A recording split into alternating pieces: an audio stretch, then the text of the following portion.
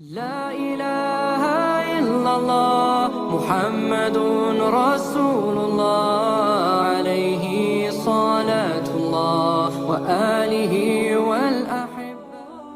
Assalamualaikum warahmatullahi wabarakatuh. Dialog Nabi Yahya alaihissalam dengan Iblis laknatullah. Abu Muqatil meriwayatkan dari Salih bin Sa'id dari Abu Sahal dari Al-Hasan bahwa Rasulullah SAW bersabda, suatu ketika Iblis laknatullah sang pengingkar Allah Subhanahu wa Ta'ala mendatangi para nabi dan berbicara dengan mereka. Ia mendatangi semua nabi, mulai dari Nabi Nuh alaihissalam sampai Nabi Isa ibnu Maryam alaihissalam, serta kepada nabi-nabi yang hidup di antara keduanya. Hanya saja, tidak ada nabi yang paling banyak dan paling enak diajak bicara, kecuali Nabi Yahya ibnu Zakaria alaihissalam. Suatu hari Iblis menemuinya. Ketika Iblis itu hendak pergi, Nabi Yahya alaihissalam berkata kepadanya, Abu Murrah. Nama sebenarnya adalah Al-Haris dan gelarnya adalah Abu Murrah. Allah Subhanahu wa Ta'ala menyebutnya dengan nama Iblis karena ia terputus dari segala kebaikan dan rezeki saat disuruh sujud kepada Nabi Adam alaihissalam. Nabi Yahya alaihissalam berkata kepada Iblis, Abu Murrah, aku ingin meminta satu hal kepadamu dan aku harap kamu tidak menolaknya. Iblis menjawab, ya, aku akan mengabulkan untukmu, wahai Nabi Allah. Nabi Yahya alaihissalam pun menyampaikan maksudnya. Aku ingin kamu menampakkan bentuk dan rupa aslimu, serta memperlihatkan berbagai bentuk perangkapmu yang kamu pergunakan untuk membinasakan dan mencelakakan manusia. Mendengar permintaan Nabi Yahya alaihissalam itu, Iblis berkata, Anda meminta sesuatu yang sangat berat. Permintaan Anda membuatku berada dalam kesulitan. Namun aku tidak bisa menolak permintaanmu. Hanya saja, aku harap jangan sampai ada orang lain bersama Anda yang melihatku. Akhirnya, keduanya pun bersepakat untuk bertemu pada esok harinya di saat siang. Pada keesokan harinya, pada saat yang telah ditentukan, Iblis tiba-tiba muncul dan berdiri di hadapan Nabi Yahya alaihissalam. Ia melihat ketentuan Allah Subhanahu wa Ta'ala yang agung. Tiba-tiba, Iblis tadi berubah bentuk menjadi mirip hewan yang buruk dan menakutkan. Bentuk fisiknya seperti babi, wajahnya seperti wajah kera, dan matanya memanjang sama seperti mulutnya. Ia tidak memiliki janggut, rambut kepalanya jarang dan mengarah ke atas. Ia memiliki 4 tangan, 2 tangan di bahu dan 2 tangan lagi di keningnya. Jari-jari tangannya ada 6, hidungnya menghadap ke atas. Ia memiliki belalai. Wajahnya mempunyai tengkuk, kedua matanya kabur. Ia pincang, bungkuk dan memiliki sayap. Baju yang dipakainya berkerut dan robek. Di atasnya ada berhala orang Majusi. Beberapa cangkir kecil mengantung di ikat pinggangnya. Lalu di sekitar bajunya ada 6 jenis minuman dengan warna yang beraneka ragam, seperti putih, hitam, merah, kuning, dan hijau. Di tangannya ada lonceng besar. Di atas kepalanya terdapat telur yang di tengahnya ada besi yang panjang.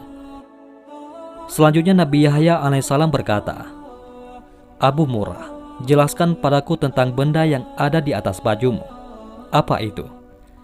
Iblis menjawab, benda ini menyerupai milik orang Majusi. Aku yang membuat agama Majusi dan aku memeluk agama tersebut. Nabi Yahya alaihissalam kembali bertanya, jelaskan padaku tentang cangkir kecil yang bergantung di ikat pinggangmu bagian depan.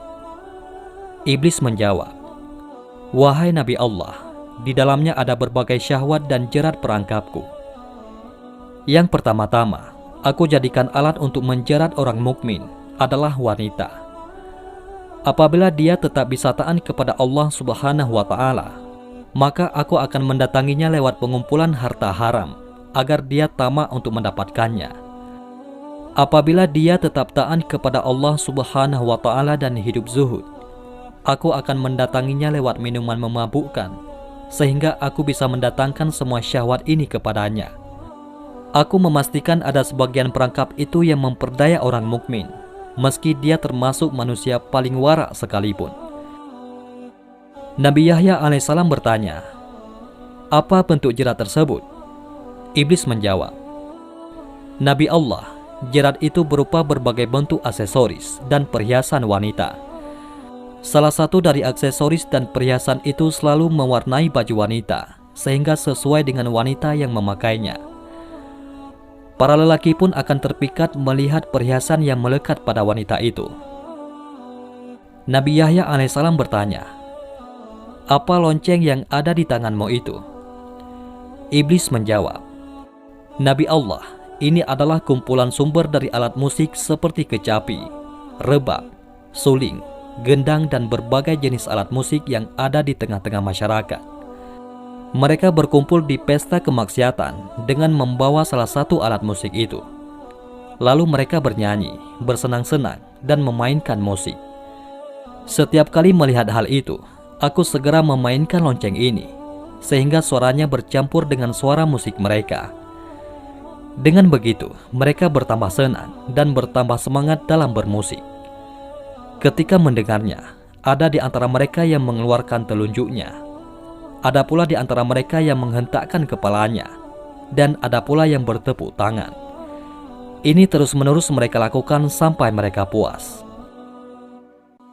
Nabi Yahya alaihissalam bertanya, "Telur yang ada di kepalamu, itu telur apa?" Iblis menjawab, "Jauhilah diriku dan perangkapku, seperti yang telah dijelaskan oleh para nabi, orang-orang soleh, para ahli ibadah dan mereka yang wara. Anda harus menjaga diri dari godaanku, seperti halnya kepalaku yang menjaga telur ini dari segala bencana." "Bencana apa itu?" tanya Nabi Yahya alaihissalam kepada iblis. "Laknat dan kutukan," jawab sang iblis. Nabi Yahya alaihissalam kembali bertanya, "Kemudian apa besi panjang yang ada di tengahnya?" Iblis menjawab, "Besi panjang adalah alat yang aku pakai untuk membolak-balik hati orang soleh." Nabi Yahya alaihissalam berkata, "Tinggal satu lagi." "Apa itu?" tanya si iblis. Nabi Yahya alaihissalam kemudian melanjutkan, "Mengapa bentukmu sangat buruk dan jelek?" Iblis menjawab, "Nabi Allah, ini karena nenek moyang Anda, yaitu Nabi Adam alaihissalam. Tadinya aku dari golongan malaikat yang mulia. Aku tidak pernah mengangkat kepalaku dari sujud yang kulakukan selama 400.000 tahun. Namun, aku melanggar perintah Tuhan dengan tidak bersujud kepada Nabi Adam alaihissalam. Allah subhanahu wa ta'ala pun murka kepadaku dan melaknatku. Aku pun berubah dari bentuk malaikat kepada bentuk setan. Padahal tadinya di antara malaikat tidak ada yang rupanya lebih bagus dariku. Aku pun menjadi buruk, menakutkan seperti yang Anda lihat sekarang." Nabi Yahya alaihissalam melanjutkan pertanyaannya, "Apakah kamu pernah memperlihatkan dirimu dan perangkapmu ini kepada orang lain?" Iblis menjawab, "Tidak pernah. Demi Tuhan, semua ini tidak pernah dilihat oleh manusia. Hanya Anda satu-satunya yang aku muliakan dengan ini." Nabi Yahya alaihissalam pun berkata, "Sungguh beruntung aku jika kamu mau menjawab dua pertanyaanku. Yang satu umum dan yang satu lagi bersifat khusus." Iblis menjawab, "Tanyakanlah wahai Nabi Allah." Nabi Yahya alaihissalam bertanya, "Terangkanlah padaku sesuatu yang paling menjadi harapanmu, yang paling menguatkan punggungmu, yang paling menghibur juru tulismu, yang paling menyenangkan matamu, dan yang paling mengembirakan hatimu." Iblis menjawab, "Nabi Allah, aku khawatir Anda menceritakan hal ini kepada orang lain, sehingga mereka akan menjaga diri dari hal itu. Dengan begitu, semua tipu muslihatku akan gagal." Nabi Yahya alaihissalam berkata, "Dalam kitab suci, Allah subhanahu wa ta'ala telah menceritakan kondisimu. Berikut tipu muslihatmu kepada para nabi dan walinya. Mereka pun telah menjaga diri dengan cara mereka. Sementara orang-orang yang sesat, kamu pasti lebih bisa menguasai mereka. Kamu dapat mempermainkan mereka seperti tongkat yang dipukulkan kepada bola. Keteranganmu kepada mereka tidak lebih diperhatikan dan dicamkan daripada ucapan Allah subhanahu wa ta'ala." Iblis kemudian menjelaskan, Nabi Allah, hal yang paling aku harapkan dan paling menyenangkan diriku adalah wanita. Ia merupakan jerat, perangkap, dan anak panah yang selalu tepat mengenai sasaran. Aku selalu berhasil dengan mereka. Aku berhasil menjatuhkan wanita dalam kebinasaan. Ketika menggoda para ahli ibadah, ulama, mereka bisa mengalahkanku. Lalu aku kirimkan pasukan untuk menyerang mereka, tetapi pasukan tersebut pun kalah. Pada saat demikian, aku ingat dengan wanita, sehingga diriku menjadi tenang, amarahku menjadi reda, emosiku lenyap, jiwaku menjadi tenang, dan kekuatanku menjadi bertambah. Seandainya wanita itu bukan dari keturunan Nabi Adam alaihissalam, pasti aku akan bersujud kepada mereka. Mereka adalah maduku, jimat mereka ada padaku. Setiap mereka memiliki kebutuhan, maka aku berusaha membantu mereka untuk memenuhi kebutuhannya. Pasalnya, mereka adalah harapanku, sandaranku, gantunganku, orang kepercayaanku, dan pembantuku. Kemudian Nabi Yahya alaihissalam bertanya, "Apa manfaat yang kamu dapatkan dengan menyesatkan manusia? Dengan apa kamu menguasai manusia?" Iblis menjawab, "Allah Subhanahu wa Ta'ala menciptakan kesenangan dan kesedihan. Allah Subhanahu wa Ta'ala juga menciptakan yang halal dan yang haram. Dia memberikan pilihan di antara keduanya kepadaku saat Nabi Adam alaihissalam diciptakan. Aku memilih syahwat dan kesenangan. Aku juga memilih yang haram, yang keji, dan yang mungkar. Sehingga semua itu yang menjadi kecerendungan dan seleraku.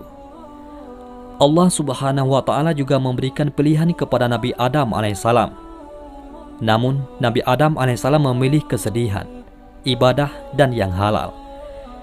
Sehingga semua itu menjadi tuntutan dan harapannya. Semua itu menjadi harta dan dagangannya. Sementara yang sebaliknya telah menjadi harta dan daganganku. Kebutuhan dan keinginan seseorang merupakan nyawa kehidupannya. Jika kehidupannya hilang, orang itu pun binasa. Betapa banyak makhluk Allah yang ketika kebutuhan, keinginan, dan tekadnya hilang, dia segera mati dan binasa. Demikian pula dengan hal ini. Aku telah memilihnya sehingga menjadi syahwat, hawa nafsu, dan hidupku. Ketika hal itu hilang dariku, maka aku akan binasa. Namun ketika aku berhasil mengalahkannya, aku akan senang dan tetap eksis. Seandainya syahwat, hawa nafsu, dan hidupku ada pada orang lain, berarti ia telah mengambilnya dariku. Aku pasti akan berusaha sekuat tenaga untuk mengalahkannya, agar ia tetap menjadi penopang hidupku.